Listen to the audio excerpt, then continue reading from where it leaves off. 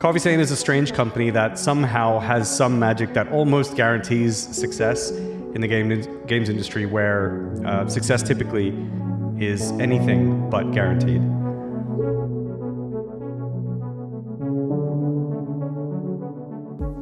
The video game Satisfactory has sold over 5.5 million copies since its initial release in 2019. It was the only game of the first wave of Epic Game Store exclusives that was profitable after paying the developers Coffee Stain Studios $11.5 million for the exclusivity, beating out some really high-profile games like Metro Exodus, Anno 1800, and The Division 2. It was Coffee Stain's most successful game to date, beating their previous games like Goat Simulator and Sanctum 2. So what is it about this humble factory game that is so compelling to people, enough for 5.5 million people to buy an incomplete early access game, and for so many of those sales to be on Epic Games, a platform that was receiving a lot of online hate at the time? But revenue share doesn't matter if you don't have any customers. 88% of nothing is still zero. Something, something. Haven't you even considered that? Yes, we have. Previous success. When talking about a game or a song or a movie or really anything like that, it's important to acknowledge the background. Coffee Stain Studios wasn't exactly brand new when they announced Satisfactory. While still a pretty small studio, they had success with Sanctum 2 and to an even greater degree, Goat Simulator. They made a name for themselves, and I have to imagine that this lent them some credibility and maybe some marketing dollars. That certainly doesn't hurt, and it's important to acknowledge. Epic Games exclusive. Say what you will about Epic Games, but Satisfactory owes a lot of their success to the Epic Game Store exclusivity. Not because the platform promoted the game necessarily, although it definitely did highlight it quite a lot, but because Epic injected Coffee Stain with a ton of money as part of the exclusivity. This gave them the resources to hire great people and spend more time on features because of that cash flow. We got payment for the exclusivity deal. Now, how that's good for us and maybe even good for you is that, one, it gives us stability as a studio. We will be fine after creating Satisfactory. It means we may be able to support it for longer. I don't know, I think we have a nice history there of putting our resources into cool projects. So I hope that, us being financially stable with Satisfactory means we really will keep doing that in the future. Coffee Stain made those $11 million go far, and this unique opportunity to get a ton of money early on in development has almost certainly contributed to the fact that we've had so many major updates. Doing early access right. The first big point in Satisfactory's favor is actually the fact that it is early access. And that's because it's one of the few games to actually do early access the right way. You've heard the horror stories, but Satisfactory is the exception. Because Satisfactory is a bit of a sandbox game, the style lent itself well to being incomplete. But even from the beginning, the developers did a very good job of making this game feel finished. And even though it was a sandbox game, there was plenty to do and plenty of progression. There was a diverse world full of things to interact with and use, lots of items to manufacture and buildings to manufacture them in, and enough progression to hold interest while also creating that sandbox environment that let players go crazy and build whatever they wanted to. It was also relatively bug-free, and the bugs that did exist were rarely game-breaking. Sometimes they were just funny. I think part of this is because they only planned to get to a certain point for 1.0 in terms of the feature set, and the money made from millions of unanticipated sales allowed the developers to keep adding features beyond the original scope. For a long time, this early access game has been purely a labor of love. Along with a strong start that had minimal major issues, the developers also released a ton of major updates in a small amount of time. The first release of the game was in March 2019, and by March 2020 we were on Update 3, which introduced fluids and pipes, the awesome sink and shop, and hypertubes. Over the next 4 years, we've gotten through Update 8, so the update frequency did slow down, but every single major patch has come with a ton of hype, with trailers and announcements leading up to the release. Whenever new features get added, there's a resurgence in interest again, as players wonder how these additions will affect how they play the game. Not to mention that the community managers have made a live-action patch notes video full of skits for all these big updates. Unique community management. Now, speaking of community managers, along with updates to the game, Satisfactory had a unique and effective way of keeping the community engaged and communicating about these updates. They did this through a somewhat unconventional approach to community management. Most companies, game developers included, have a mostly professional, stale, and safe way of giving news to their fans. Developers who have clearly never been in front of a camera before are clearly reading off of a script that the marketing team wrote, giving talking points about the best features in the new update. Get ready, because we are rolling out the largest change to all Legends since the game launched, with our Legend upgrade system. But that's not how Coffee Stain approached Satisfactory. And the person to start all of this was Jace Farley. There's literally a Jay sitting right over there. Hello? He was a developer, but asked if he could take over community management. While he was certainly professional and presented the information well, he pushed the boundaries of how companies communicate, using humor, sarcasm, and memes. But not in a how do you do fellow kids kind of way. You could tell he was having a great time and being a genuine meme lord, and if you start from the beginning, you can see his confidence and level of comfort grow in these videos. He just wanted to have fun because he knew that's what people wanted to see. Eventually, Snut hopped in as another community manager, and the two were able to play off of each other really well in videos and live streams. Perhaps the height of the absurdity was the release of the anime body pillows. Whenever I'm missing Snoot, I can cuddle up with him. Give him sweet little smooches, whisper sweet nothings into his ear. If you work in a white-collar office job, can you imagine the company making and promoting an anime body pillow of your manager? I'm going to assume most of you can't imagine that happening. This is such an absurd thing on both a personal and a professional level, and it's an example of how Coffee Stain's community management style is really just to do whatever's fun. They fervently denied pipes were coming to the game, they made hoodies with Jace's Microsoft Paint drawings, and they do pretty highly produced cinematic skits for their update videos. They go above and beyond, and they do it in absurd ways that no one else is doing.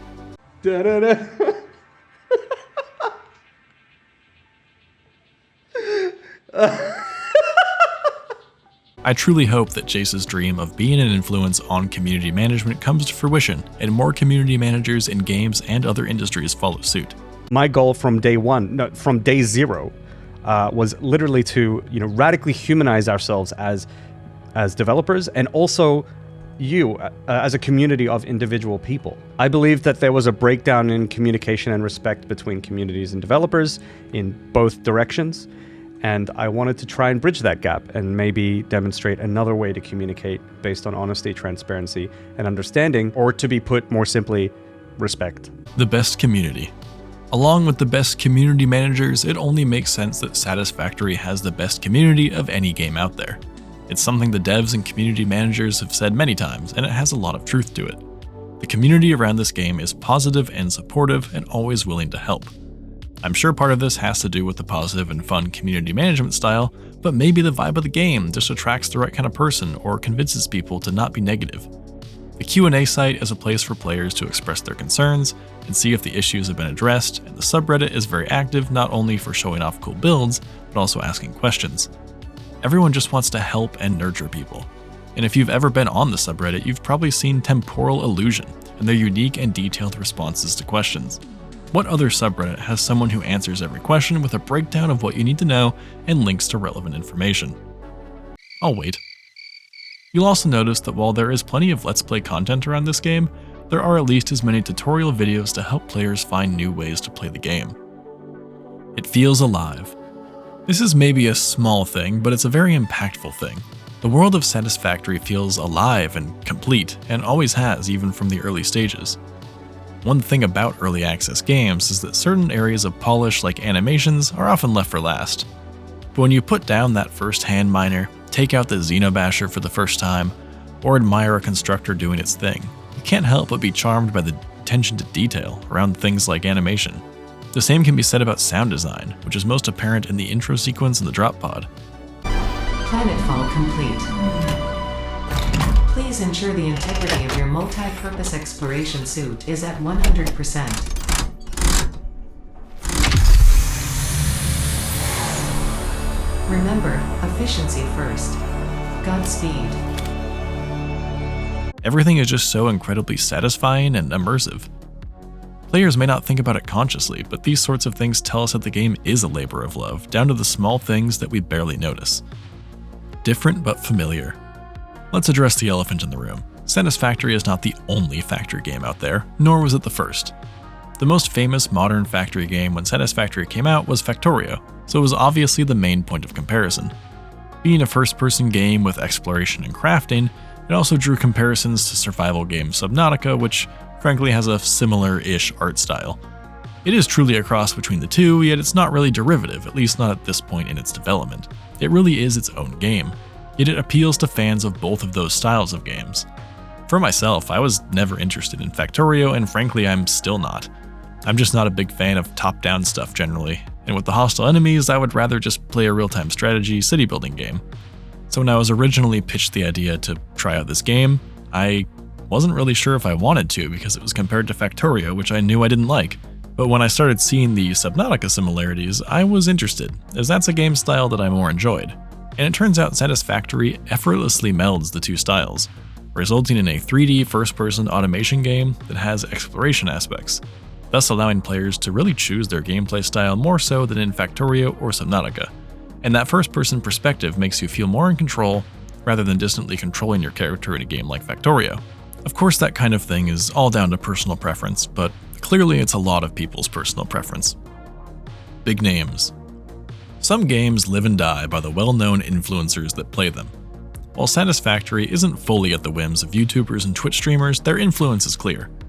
The most obvious is Let's Game It Out, whose success is intimately tied with Satisfactory's. His videos of doing insane things in this game went wild for their absurdity and likely pushed a lot of players into buying it to do their own crazy stuff. Josh doesn't even upload that many Satisfactory videos, but players still reference his shenanigans all the time. His Satisfactory videos have millions of views, with the most popular topping out at 34 million views at time of writing, his second most viewed on his channel. But Let's Game It Out was far from the only one.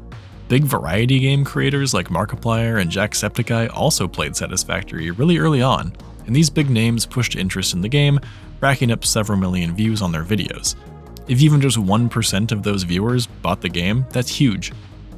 While Josh uploads Satisfactory content infrequently, and the massive YouTubers have likely forgotten the game among their daily uploads, there is a strong core of creators that still keep the game going in terms of content. Some of these include names you probably know, like I'm Kibitz, Total Eclipse, and Bits. The regular uploads from creators like these have helped keep interest alive. And like a popular game like Fortnite, where you can keep queuing up for another round, or Minecraft, where you can just keep exploring, Satisfactory never really ends. It has near infinite content potential, because it just takes so long to build things and make mega factories. You could stream this game every day for years and still bring something fresh every time. These creators have also been encouraged by the developers. Coffee Stain's weekly live streams often end in a shout out to a creator, where they show a clip of one of their videos and encourage people to check them out. This channel has been highlighted at least 3 or 4 times, if not more. They always raid someone who's playing Satisfactory as well. Lastly, we always have a content creator highlight snip. Juicy. Yes, very juicy indeed. And this week, it's none other than Satisfactory News. Satisfactory News. They've been around for a little while. I can't believe we haven't highlighted them like ever, I think. Satisfactory News has been around since the release of the game, if I remember correctly. Yeah. Addictive gameplay. I just mentioned how Satisfactory has near infinite playability, but that is another reason why this game does so well. They really captured the perfect formula.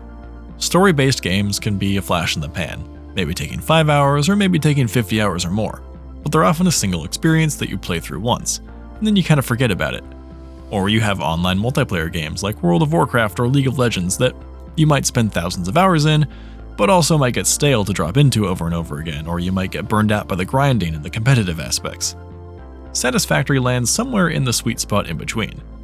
It's not competitive, and while you can argue there is some level of grinding, it's clear what the goals are and it's not always super repetitive.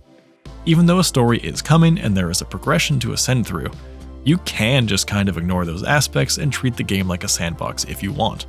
I love that middle ground, because I never know how to treat sandbox games. Stick me in Minecraft creative mode and I'll freeze up. I need a goal. Satisfactory has just enough guide rails and limitations that it allows me to be creative while solving specific problems. The gameplay loop we're presented with is very addictive, and somehow building factories just never gets old. Each project is at least a little bit different, whether it's due to the parts you're manufacturing, the terrain you're trying to build on, or the logistics of how to get every material you need into one spot. And when you're done with the logistics and the main structure, you get to be creative with the visuals of your building. And there is rarely a sense of urgency, despite there being clear goals if you choose to assemble the space elevator parts and do all of the MAM research. The other thing is that much like the name of the game suggests, figuring things out is very satisfying. The math can be somewhat complicated, but you don't have to be an engineer or an Excel wizard to optimize a production line. I know I'm not either of those things.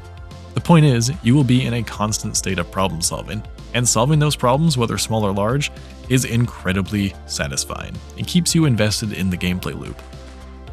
While I'm mostly talking about the late game gameplay of constructing big factories, it's hard to ignore the opening hours of Satisfactory, and how that gameplay loop pulls you in with constant but well-timed advancements.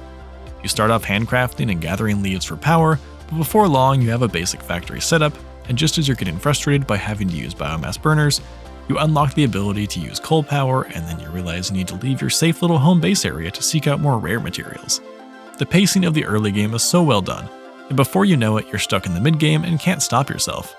And you've solved problems and frustrations and naturally progressed through a combination of gentle nudges by the game's objectives, as well as a need to find more advanced solutions in order to have fun.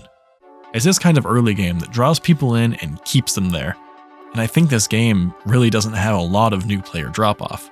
From a game design perspective, Satisfactory gives you the perfect combination of hand-holding and freedom, and pushes you in the right direction gently, without feeling like you're being told what to do.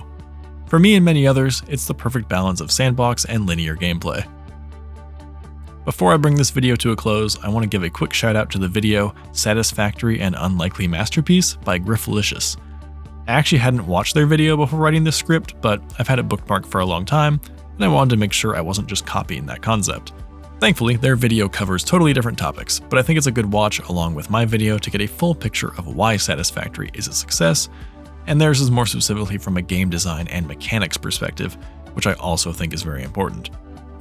I also want to thank everyone for allowing me to be a part of this journey. This channel has almost 10,000 subscribers, and as I mentioned in a previous video, it started as a project for someone I worked for, and later came under my sole ownership, where now it's a passion project of mine. It also allowed me to become an editor for Jace, something I still do, and an editor for Coffee Stain themselves, where I've been able to help bring dozens of YouTube videos to life, including the Update 7 patch notes video, which is one of the projects I'm most proud of being an editor on. Some shots of my factories are forever immortalized in that one. If you made it to the end, I'd appreciate it if you liked and subscribed. There are countless things that contributed to the success of this game, so if you thought of something I didn't mention, let's discuss it in the comments below. I'll see you in the next video, and thanks for watching.